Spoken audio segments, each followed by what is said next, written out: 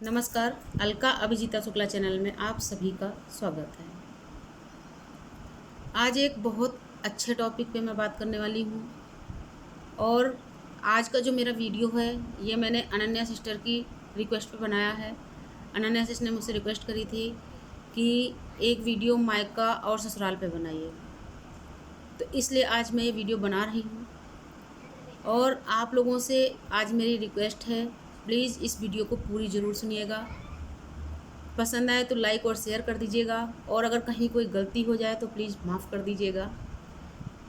जो मैंने महसूस किया है, जो मुझे लगता है, वो मैं इस वीडियो में आपके साथ शेयर करने वाली हूँ और बहुत ही संक्षिप्त शब्दों में मैं मायका और ससुराल दोनों पे टिप्पणी देने वाली हूँ और दोनों को परिभाषित करने वाली हूँ कि मायका क्या है, ससुराल क्या है, दोनों में क्या अंतर है, एक लड़की के जीवन में मायके और ससुराल की क्या अहमियत है, एक लड़की किस तरीके से दोनों परिवारों की, दोनों कुलों की मान मर्यादा का ध्यान रखते हुए अपने जीवन को व्यतीत करती है, किस तरह से एक लड़की खुद कितनी भी परेशानी में हो वो अपने ऊपर परेशानियां झेलती रहती है, लेकिन हमेशा इस बात के लिए, इस चीज़ के लिए वो प्रयासरत रहती है कि दोनों ही कुलों की मान मर्यादा बनी रहे। ना तो वो अपने मायके की मान मर्यादा को खंडित होते देख सकती है, उस पर कोई आँच आते देख सकती है, और न ही वो ससुराल की मान मर्यादा पर कोई आँच आते हुए देख सकती है। उसके लिए दोनों ही परिवार बराबर मायने रखते हैं, बराबर महत्व रखते हैं और वो दोनों कुलों की मर्यादा को हमेशा कायम रखना चाहती है। एक लड़की में ही वो क्षमता होती है कि वो दो परिवारों की मान सम्मान और उनकी मर्यादा का हमेशा ध्यान रखती है और उनको निभाती है। तो आज यही सारी बातें मैं आपके साथ शेयर कर रही हूँ। सबसे पहले बात करते हैं मायके की। मायका क्या है? मायके में लड़की का अस्तित्व क्या होता है? मायका लड़की के लिए क्या महत्व रखता है? और मायके और ससुराल में अंतर क्या है वो भी मैं बताऊंगी। तो किसी भी लड़की के जीवन में मायके की खास अहमियत है, क्योंकि एक लड़की जन्म लेती है, पलती बढ़ती है मायके में, अपनी शिक्षा पूरी करती है, स्कूल और कॉलेज के टाइम में उसके कुछ फ्रेंड बनते हैं, उसकी सहेलियां कुछ इतनी खास होती हैं जिनके साथ में वो अपनी सारी बातें शेयर करती है। घर में अपने भाई बहनों के साथ में, चाचा चाची के साथ में, बुआ के साथ में खेल कूद के बड़ी होती है। और सबसे मेन बात यह है कि मायके में किसी भी लड़की की कोई खास जिम्मेदारी नहीं होती, वो किसी जिम्मेदारी में लिपटी या बंधी हुई नहीं होती है। वैसे तो हर शिक्षित और संस्कारित परिवार में लड़कियों को अच्छे संस्कार और अच्छी शिक्षा दी जाती है, सिर्फ लड़कियों को नहीं, लड़कों को भी। और लड़कियों को दो तरह की शिक्षा दी जाती है, क्योंकि उन्हें मायका भी देखना है और उनको आगे चल के ससुराल भी देखना होता है। इसलिए लड़की का जो जीवन होता है वो सरल नहीं होता है। देखने में जितना आसान लगता है उतना आसान किसी भी लड़की का या स्त्री का जीवन नहीं होता है, क्योंकि जितनी जिम्मेदारियां एक स्त्री निभाती है उनको निभाना आसान नहीं होता है। और जिनको अच्छे से अपने दोनों परिवारों को चलाना है, निभाना है और दोनों परिवारों की मान मर्यादा का ध्यान होता है, उनका जीवन थोड़ा सा ज़्यादा ही कठिन होता है। अब क्योंकि मायके में कोई जिम्मेदारी नहीं होती है, मायके में लड़की का जब मन हुआ उसने कोई काम कर लिया, नहीं मन हुआ कोई बात नहीं, ये कहकर टाल दिया जाता है, चलो कोई नहीं, इसका मन नहीं है, कोई बात नहीं। मायके में अगर लड़की को कोई चीज़ नहीं अच्छी लगती है, उसके लिए अगर कोई चीज़ लाई गई है और उसको पसंद नहीं है, तो बिल्कुल बेबाकी से वो बोल देती है, मुझे बिल्कुल पसंद नहीं है, ये मेरे लिए क्यों ले आए आप लोग, मुझे इसकी जगह दूसरी चीज़ चाहिए। इस तरीके से वो अपनी इच्छाएं अपने माता पिता और भाई बहन के सामने रखती है।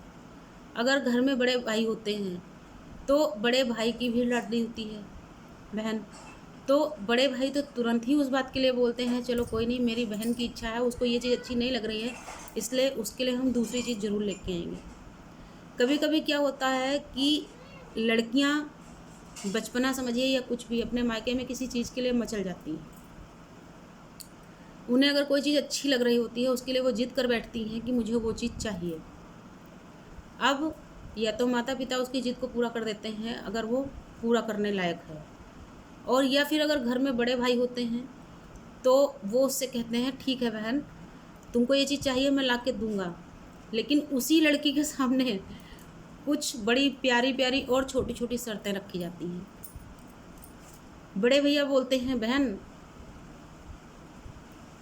तेरे पेपर आने वाले हैं, और पेपर्स में अगर इतने नंबर आ जाएंगे, इतने % नंबर आ जाएंगे, तो जो चीज़ तुमने बोली है वो भी ला के दूँगा, उसके साथ में कुछ और भी ला के दूँगा।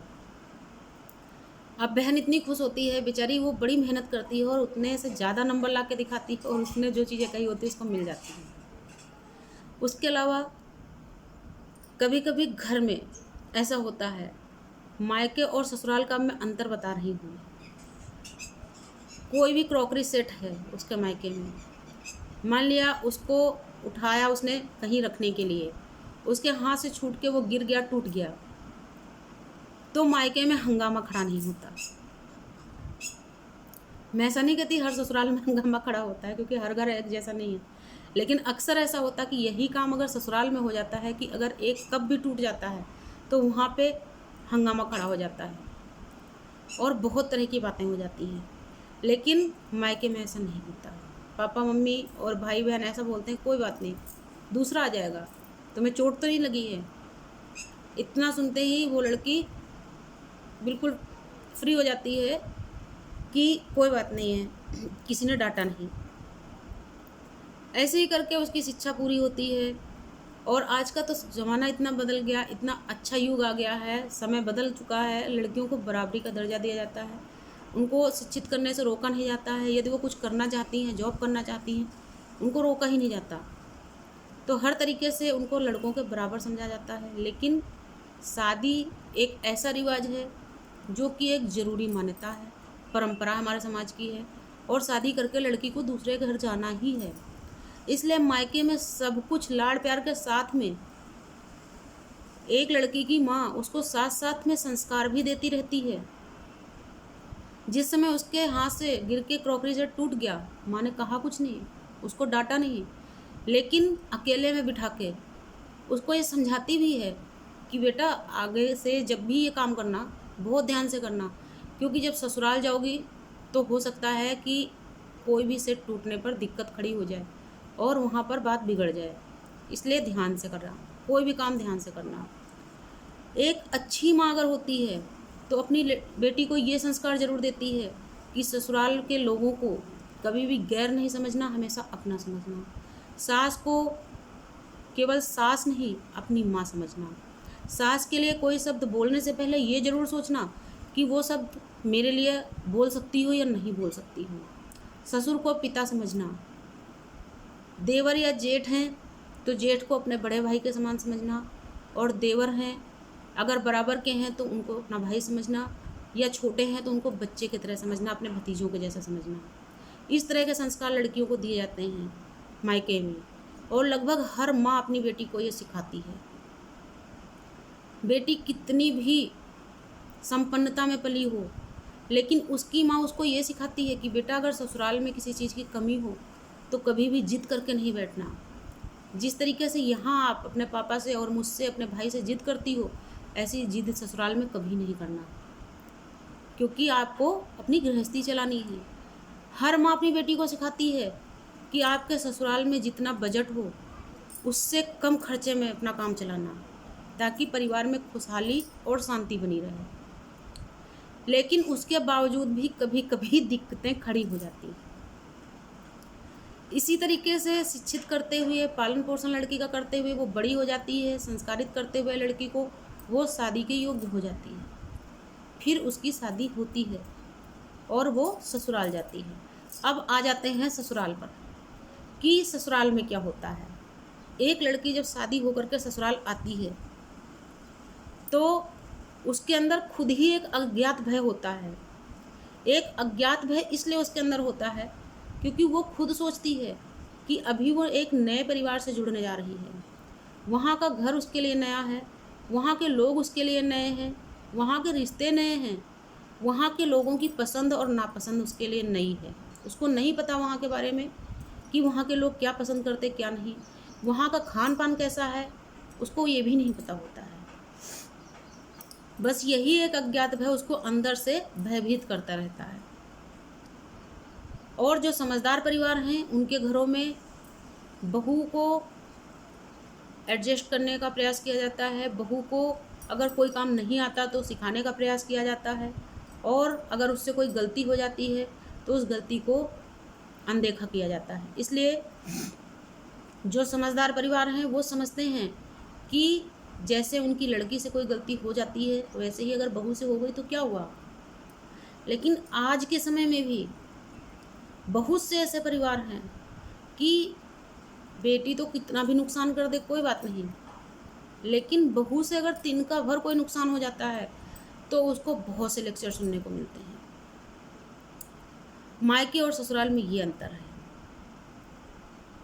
जहाँ मायके में लड़की फ्री हो करके कुछ भी अपनी मर्जी से किया करती थी, वहीं ससुराल में वो कोई भी काम करने से पहले घर के हर मेंबर से परमिशन चाहती है कि हर मेंबर से जब परमिशन मिल जाए तब वो उस काम को करेगी। ये अंतर है। जहाँ मायके में वही लड़की किसी चीज़ को पसंद नहीं आने पे बिल्कुल निसंकोच कहती थी मुझे नहीं पसंद है, इसकी जगह दूसरी चीज़ चाहिए, वही लड़की ससुराल में कोई चीज़ बिल्कुल उसके बेमन हो, उसको बिल्कुल नहीं पसंद हो, जैसा उसने कभी यूज नहीं किया हो, जैसा कपड़ा उसने कभी नहीं पहना हो, वैसा भी अगर ससुराल में मिलता है तो लड़की उसको खुशी से स्वीकार करती है। क्यों? उसके परिवार में खुशहाली बनी रहे, उसके परिवार में शांति बनी रहे।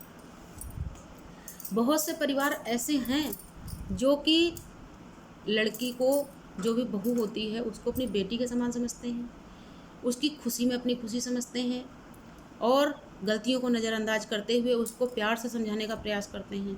और जो परिवार ऐसे हैं उनमें हमेशा शांति और खुशहाली बनी रहती है। लेकिन आज भी कुछ परिवार ऐसे हैं कि वहाँ पर अगर बहू से एक कप टूट जाता है तो उसको इतने डायलॉग सुनने को मिलते हैं जो उसने कभी सोचे ही नहीं होते हैं। खास करके सासू माँ, वो तुरंत बोलती हैं इसके बाप का कुछ खर्च नहीं हो रहा है, इस वजह से ये ऐसा काम कर रही है। अगर बाप का पैसा लगा होता तो इससे कप नहीं टूटता।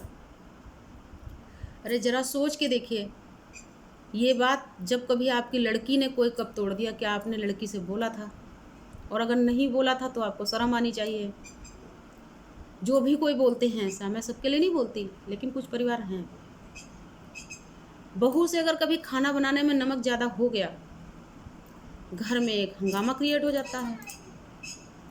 इसकी माँ ने देखो खाना भी बनाना नहीं सिखाया, बेशरम कहीं की, इसको कुछ करना ही नहीं आता है, ऐसी बातें उसको सुनने में आती हैं। क्या आपने अपनी बेटी को कभी इस तरह का शब्द बोले होंगे? अगर बेटी ने कभी खाना बनाया, उसमें नमक या मिर्च ज़्यादा या कम हो गया, क्या उसको आपने कभी इस तरीके से बोला?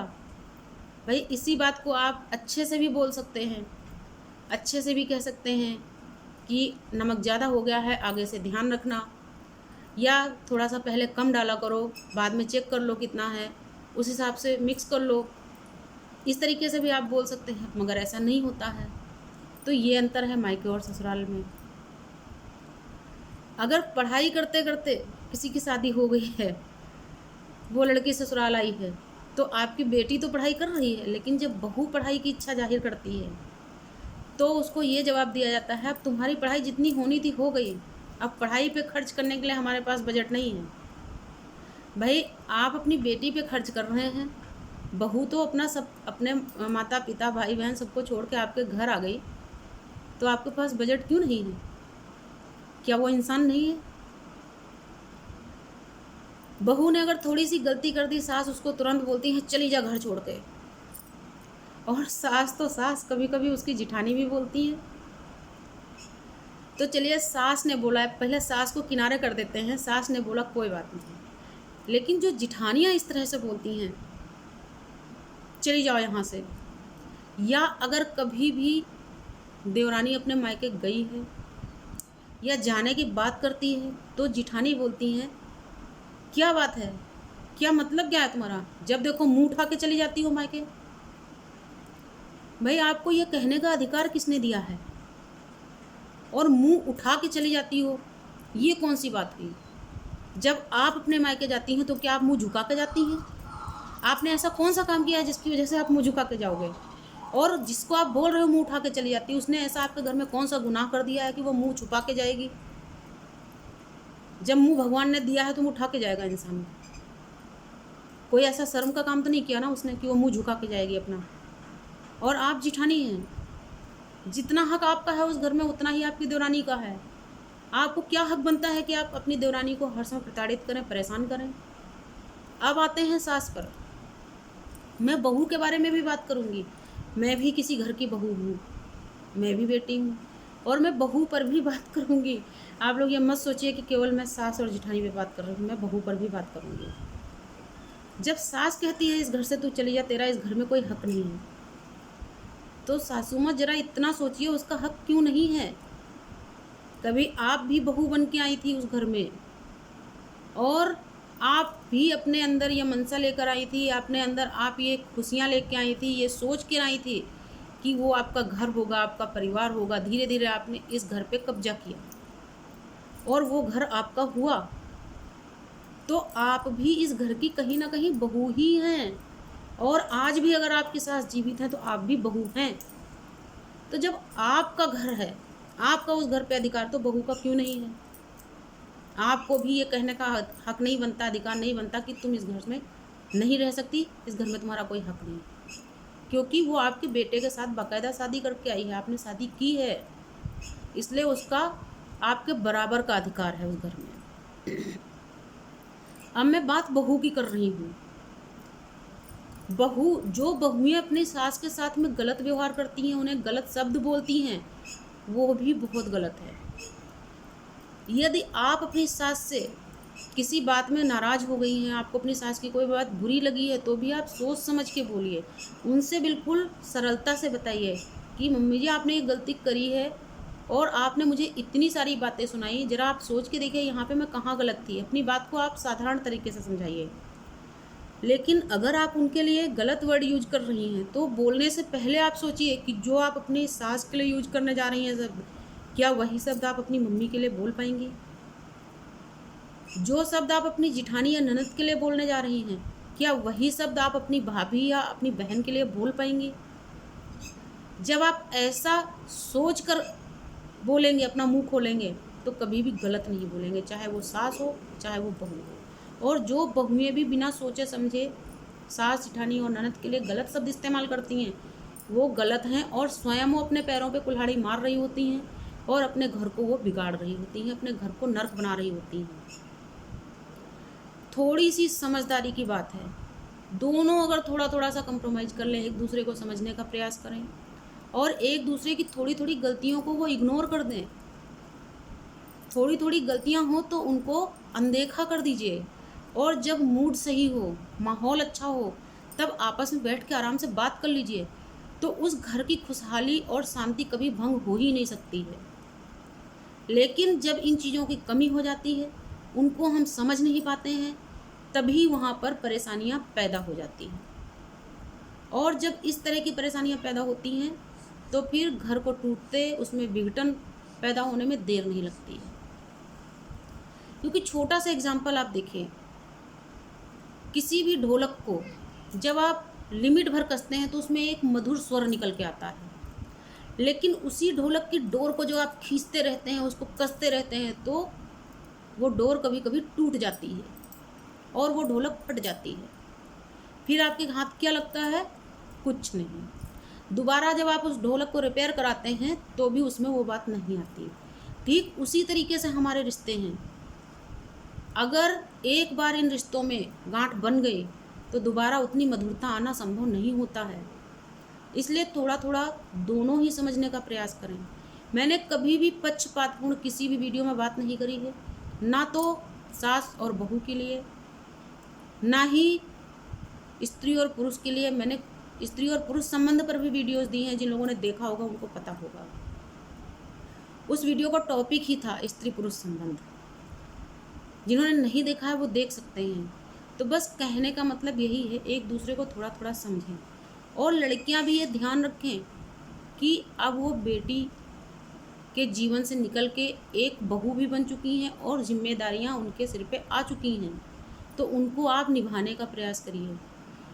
और ससुराल की थोड़ी थोड़ी सी बात मायके में और मायके की थोड़ी थोड़ी सी बात ससुराल में कभी मत बताइए, क्योंकि अगर आप इस तरह का काम करती हैं तो हमेशा आपकी ही मर्यादा धूमिल होती है। क्योंकि जब आप हर बात इधर से उधर करती रहेंगी तो ना तो इस घर में आपकी इज्जत रह जाती, नहीं आपके मायके में आपकी इज्जत रह जाती है। और घूम फिर के, क्योंकि ससुराल ही आपका घर है, इसलिए वहाँ की मर्यादा बनाए रखिए। और दोनों परिवारों की ऐसे हिसाब से चलिए कि दोनों परिवारों की मर्यादा एकदम बनी रहे और चमकती रहे। चमकते रहने से मेरा मतलब यही है, कभी भी दोनों परिवारों में आपस में कोई इस तरह का विवाद ना होने पाए कि दोनों परिवार के मेंबर्स में आपस में मनमुटाव पैदा हो जाए। क्योंकि यदि मनमुटाव भी एक बार पैदा हो गया तो दोबारा कभी भी वो मान सम्मान नहीं बन पाता किसी की नज़र में। तो बस यहीं से अपने वीडियो को मैं विराम देना चाहती हूँ, क्योंकि वीडियो बहुत लंबी हो चुकी है और बहुत कम ही लोग इसको पूरा देखेंगे, इतना पता है मुझे। लेकिन मुझे पता है कुछ लोग पूरा भी देखेंगे, जो देखेंगे पूरा उनका भी मैं जानती हूँ। और अपने बहुत कम शब्दों में मैंने दोनों परिवारों को परिभाषित करने का प्रयास किया है। अगर कहीं भूल चूक हुई हो, गलती हुई हो तो प्लीज़ माफ़ कर दीजिएगा। नमस्कार, धन्यवाद।